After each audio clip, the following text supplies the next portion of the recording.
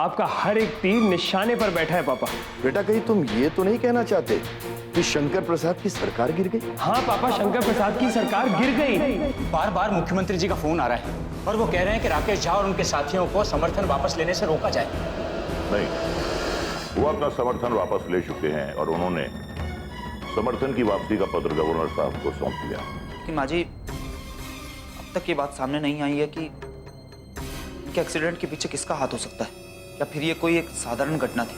कभी कभी मुझे ऐसा लगता है इसके पीछे भी राजनीतिक वजह तो नहीं। यही तो हम भी कहना चाहते हैं कि सत्ता में आने के लिए पावर का इस्तेमाल किया जाता है और फिर सत्ता में बने रहने के लिए उसी पावर को और बढ़ाया जाता है। सही मायने में कहा जाओ तो आज जिनके पास सत्ता है वो पावर में है, और दूसरी तरफ है मेरे पतिदेव जिनके पास पावर है सत्ता में आने की। जितना मैंने उन्हें समझा है, उनसे प्रदेश के विकास की उम्मीद नहीं कर सकते। अरे आप चिंता काहे कर रही है? ज्यादा से ज्यादा क्या होगा? हाँ, हमसे जो हमारा पद है वो छीन लिया जाएगा, यही ना?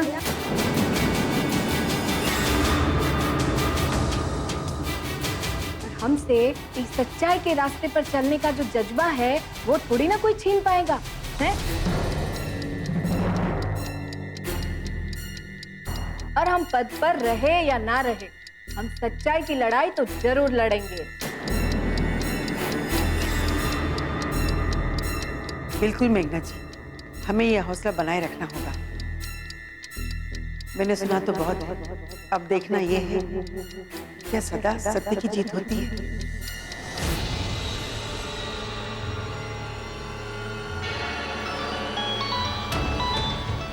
आचार्य जी का फोन। जी बात।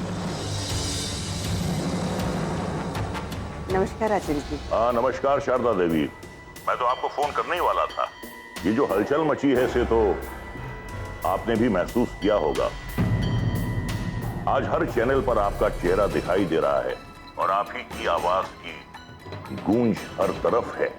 यकीन कीजिए आचार्य जी, इसके पीछे मेरी कोई मर्जी नहीं।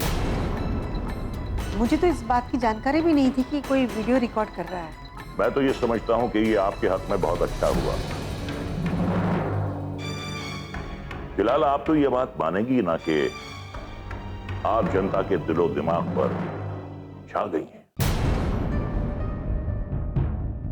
आपकी साफ छवि को देखकर मैं आपसे ये निवेदन करता हूं कि इस प्रदेश की चीफ मिनिस्टरशिप की जिम्मेदारी आप संभालें।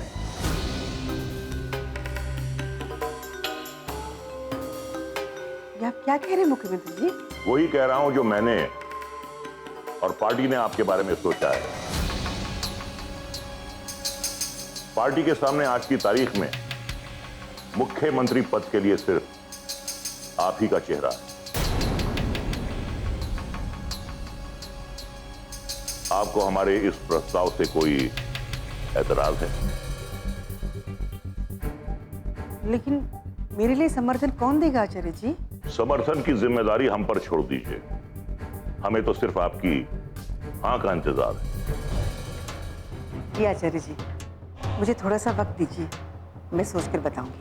ठीक है, हमें आपके जवाब का इंतजार रहेगा।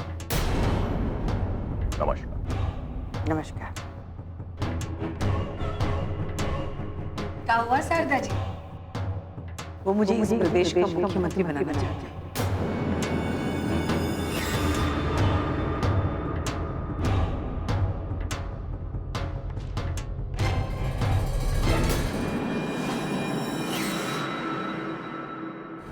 ये जो कुछ हुआ है हमारे इशारे पर हुआ, लेकिन सक्सेना मीडिया तक ये बात नहीं पहुंचनी चाहिए,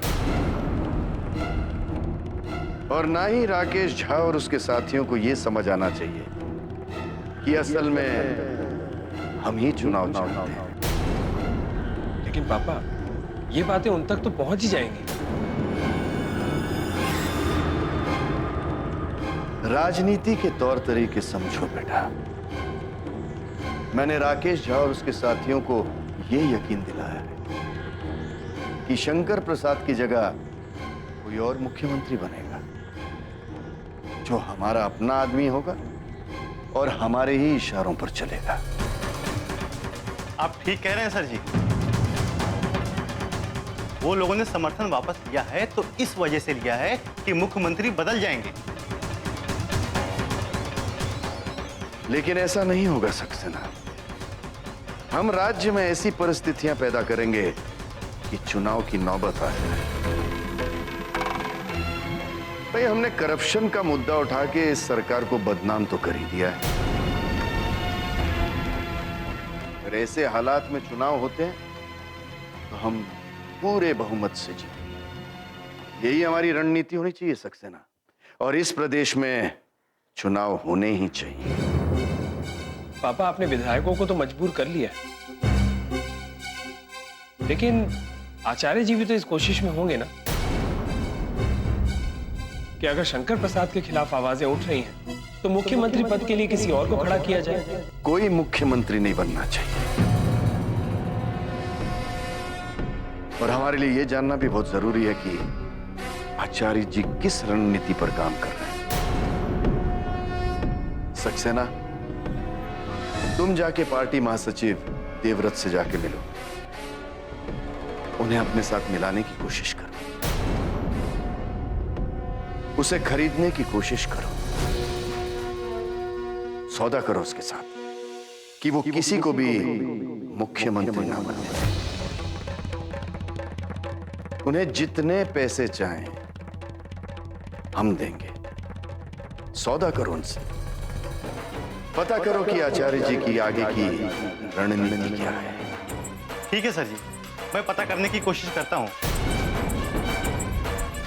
वैसे पार्टी में बहुत गहमा गहमी का माहौल चल रहा है। सारे विधायक ये सोच करके परेशान हैं कि अगर सरकार गिरी तो उनका पद भी गया, उनकी कुर्सी भी गई। अच्छा सर, अब मैं चलता हूँ।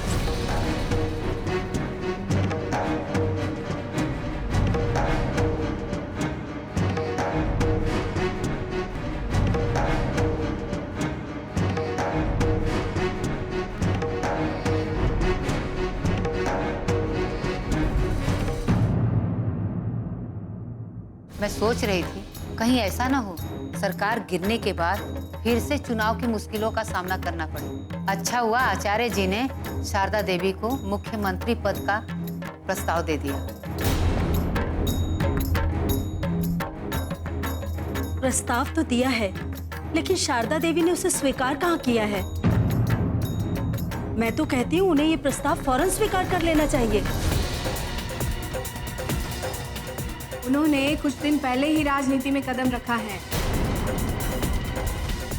इतना बड़ा पद स्वीकारने से पहले उन्हें भी तो सोचना होगा। लेकिन अगर जो उन्होंने प्रस्ताव लेने से इनकार कर दिया तो फिर क्या होगा?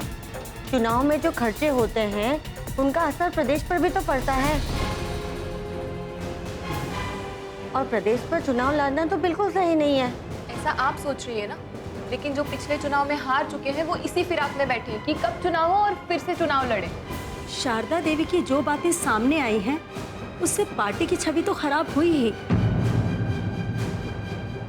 साथ में विरोधी पार्टी ऐसे वक्त पे चुनाव करा के उसका फायदा उठाना चाहती है। वो समझती है कि ऐसे वक्त पे चुनाव करेंगे तो वो जीत जाएंगे। तो आप ये कहना चाहती हैं कि ये मामला सामने नहीं आना चाहिए था? जिन लोगों ने भ्रष्टाचार किया है उनकी सच्चाई तो सामने आनी ही चाहिए। अब सिर्फ मुद्दा इतना ही है कि शारदा देवी को आचार्य जी की बात मान लेनी चाहिए और मुख्यमंत्री पद के लिए हाँ कह देनी चाहिए। प्रदेश की भलाई भी इसी में है। शारदा देवी की जगह कोई और होता तो बिल्कुल ना नहीं करता, तुरंत ही हाँ कर देता इस मुख्यमंत्री पद के लिए। पर शारदा देवी मंत्री पद की लालची नहीं ना है। वो मुख्यमंत्री का पदभार ग्रहण करने से पहले ये सोच रही है कि सच में वो जनता की उम्मीदों को पूरा कर पाएगी या नहीं। इस पद को सही तरह से संभाल पाएगी या नहीं। अब जो खुद को काबिल समझते हैं वो भ्रष्टाचार करने में और भ्रष्टाचार छिपाने में अपनी काबिलियत तो दिखाएंगे ही। तो किसी न किसी को तो सामने आना ही होगा। देखिए, आंटी जी ने सोचने के लिए वक्त मांगा है। उन्होंने ये पद लेने से इनकार नहीं किया है, इसीलिए उन्हें सोचने दीजिए और अपने नतीजे पर आने दीजिए। अगर जरूरत पड़ी तो हम खुद उन्हें समझाएंगे, पर पहले पता तो चले कि वो खुद क्या निश्चित करती हैं। अब चुनाव दोबारा से हो, ये तो वो भी फिर से नहीं चाहेंगी।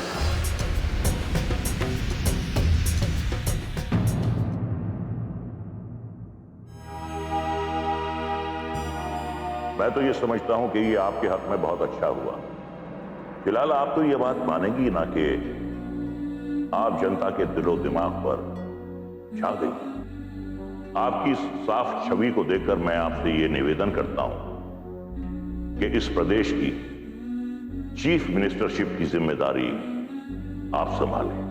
वही कह रहा हूं जो मैंने और पार्टी ने आपके बारे में सोचा है। पार्टी के सामने आज की तारीख में मुख्यमंत्री पद के लिए सिर्फ आप ही का चेहरा।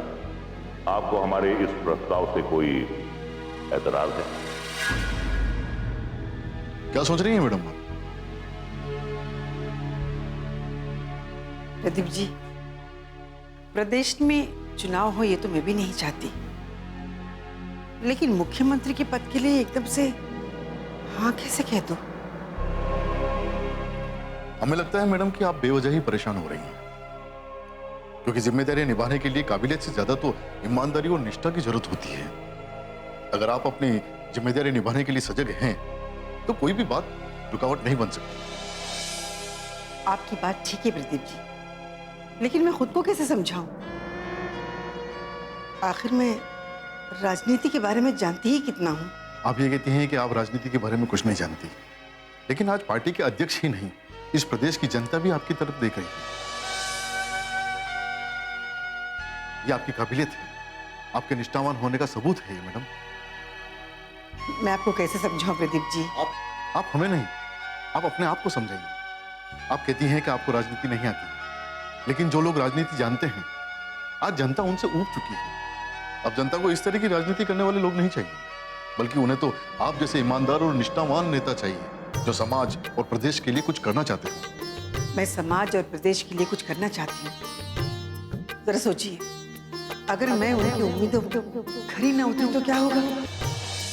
राजनीति के कुचक्कर में फंसाकर अगर वो नहीं करने दिया जो मैं करना चाहती हूँ तो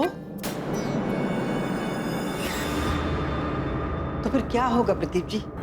जनता मुझसे कितनी मायूस हो जाएगी।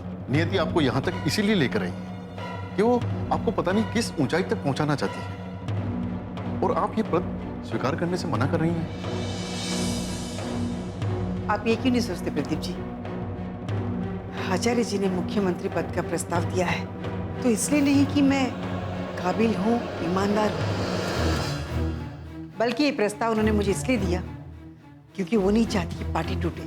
बिल्कुल ठीक कहती हैं, और आचार्य जी भी जानते हैं कि अगर इस बार चुनाव हुए तो उनकी पार्टी बड़ी बुरी तरह से हारेगी, इसीलिए वो चुनाव नहीं होना देना चाहते। और आपको इस बात से परेशान होने की कोई जरूरत नहीं है कि उन्होंने किस मकसद से आपको ये प्रस्ताव दिया है। आपको तो नियति का इशारा समझना चाहिए, जो आपको मुख्यमंत्री के पद तक पहुंचाना चाहती है। दरअसल ये फैसला आचार्य जी का नहीं है, ये फैसला तो नियति का है।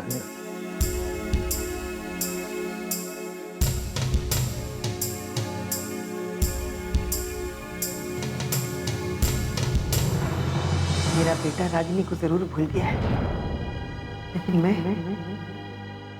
रागिनी को कभी नहीं भूल सकती। लेकिन आज तक हमारी समझ में ये नहीं आया है कि राजवीर सोनाली के जाल में फंसा कैसे, क्योंकि सोनाली कोई पत्नी का फर्ज निभा नहीं सकती और न ही वो पत्नी बनने के लायक है। जिंदगी एक भंवर है।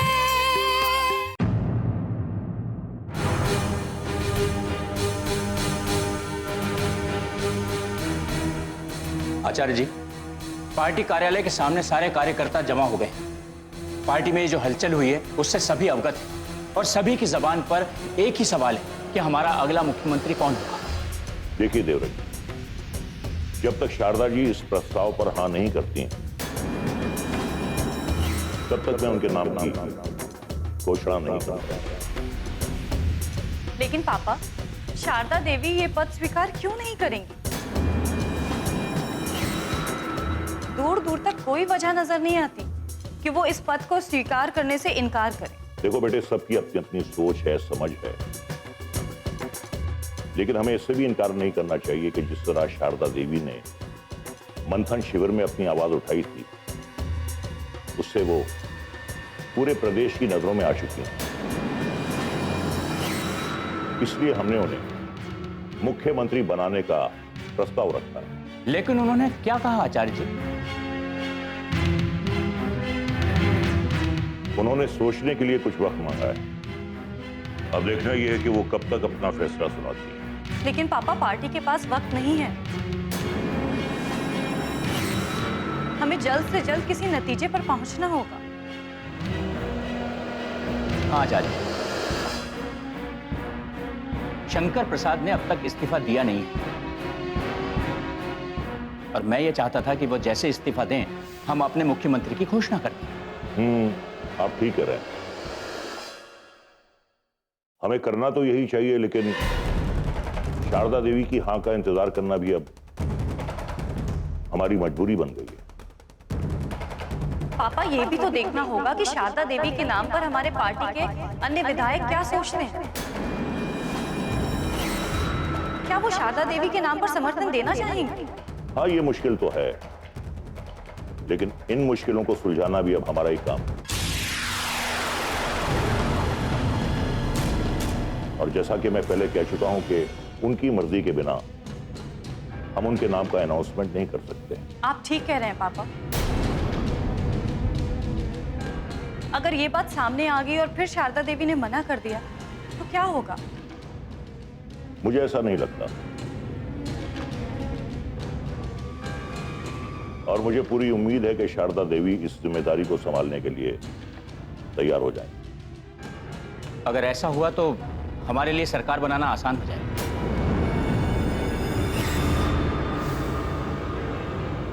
नहीं देवराज, बलदेव सिंह ने राकेश झा और उसके विधायक साथियों को अपने साथ मिलाकर एक अजीब माहौल खड़ा कर दिया। अब देखना यह है कि इस सब के पीछे बलदेव सिंह का मकसद क्या है। देवराज जी, आप फौरन इस मामले की छानबीन कीजिए।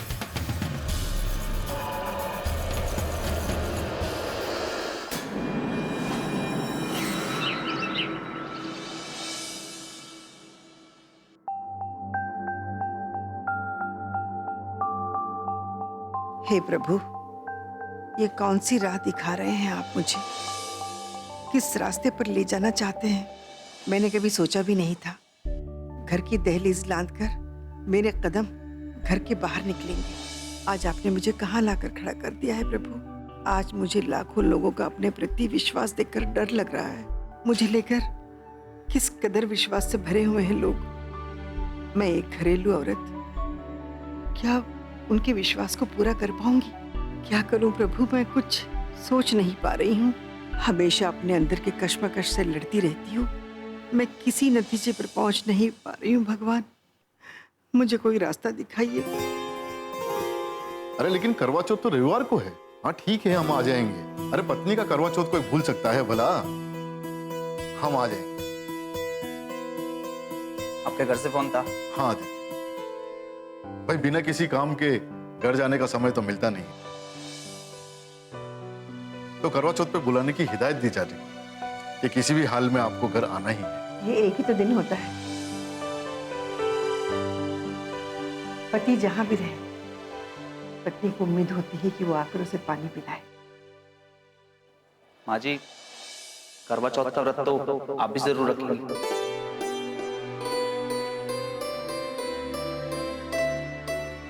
हाँ, मैं अपने धर्म और अपने कर्तव्य को कैसे भूल सकती हूँ। पिछले साल करवा चौथ हमने बड़ी धूमधाम से मनाया था। पता है, रागिनी ने मुझे खुद तैयार किया था।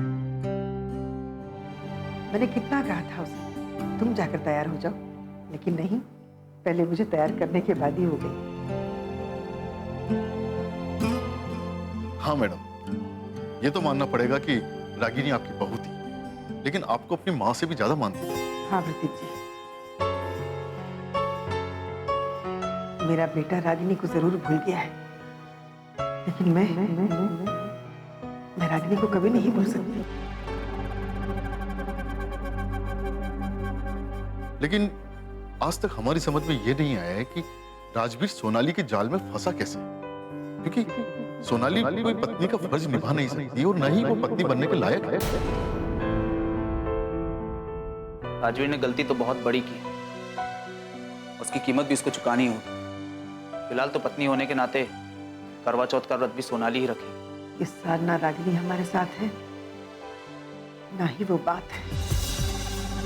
रविवार को करवा चौथ है, मुझे खुद नहीं मालूम इस बार का करवा चौथ कैसा रहेगा। कुछ बातें कम शब्दों में भी की जा सकती हैं, क्योंकि जो सच आप समझते हैं वो सच हम भी समझते हैं। देखिए राजवीर सिंह जी, हम तो बस सिर्फ इतना जानना चाहते हैं कि अगला मुख्यमंत्री पद का उम्मीदवार कौन है। अरे जिसे बलदेव सिंह जी मुख्यमंत्री पद पर बैठाना चाहते हैं। जिंदगी एक भंवर है।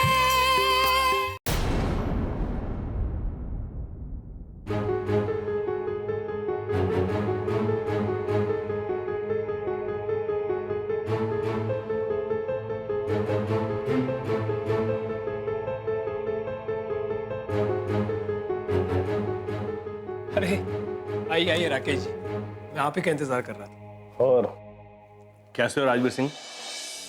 मैं ठीक। अरे भाई, बलदेव सिंह जी नजर नहीं आ रहे, हम तो उनसे मिलने आए थे। वो क्या है कि पापा ने मुझे फोन किया था, उन्होंने मुझे कहा कि मैं आपसे मिल लूं। अब आप तो समझ सकते हैं कि पापा की भागदौड़ कितनी बढ़ गई है। वो बात तो ठीक है, हमने तो बलदेव सिंह जी के कहने पर ही इस सरकार से समर्थन वापस लिया है, और अब तो सरकार भी गिर गई है।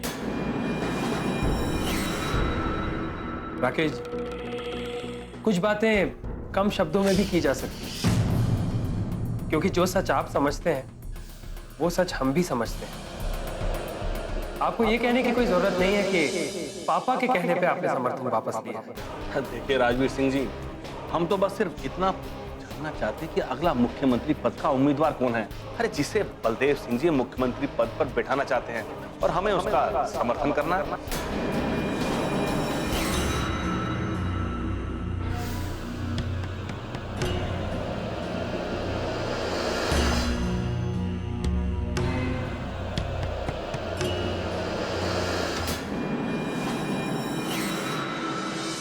हद तो तुमने तोड़ी है राजवीर।